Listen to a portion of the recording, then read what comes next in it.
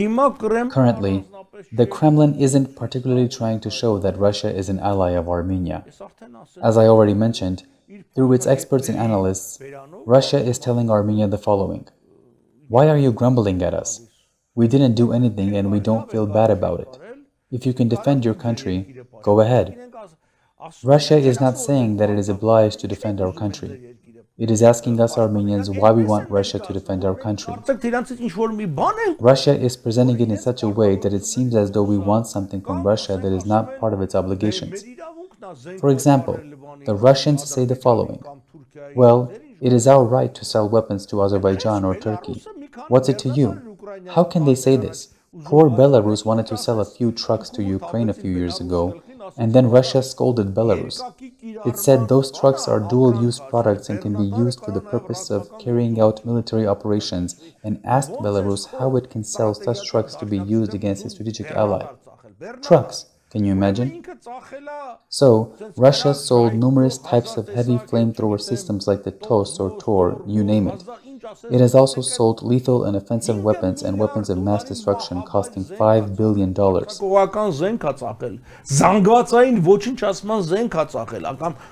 We're not talking about defense systems or anti-aircraft missile systems.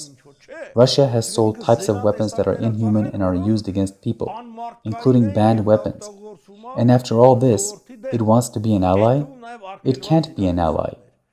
In a message that I conveyed to the Russian public during my interview with Fagin yesterday, I said that while Russia is telling Armenia to orientate, Armenia is also telling Russia to orientate. Russia can't be the strategic ally of Armenia, Azerbaijan, and Turkey at the same time. Armenia is not asking Russia to be its strategic ally. If Russia doesn't want to be Armenia's strategic ally, it should let Armenia go and tell the Armenians to go and live however they wish. In that case, Armenia will know that it doesn't have an ally. Either we Armenians will find another ally, or we will commit suicide or arm ourselves and defend the country.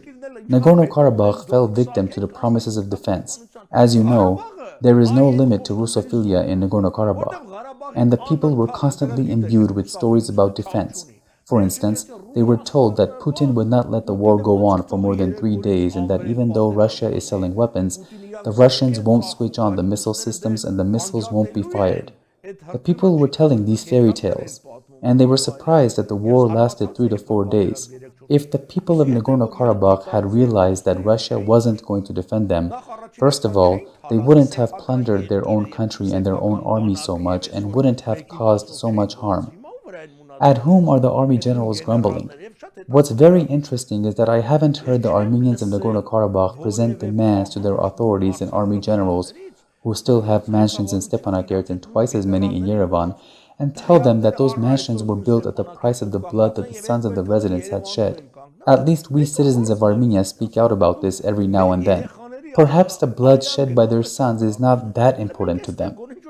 However, I repeat, one of the other reasons why there was plunder was because the army generals who were busy plundering were certain that the weapons were not going to be used and the trenches were not going to be necessary because Russia had said, "This is the way it is going to be."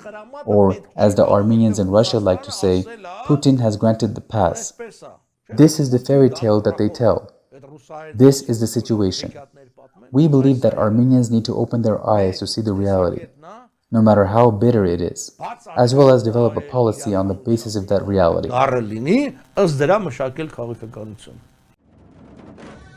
Բաժանորդագրվեք ազգային ժողովրդավարական բևեռի YouTube-յան ալիքին։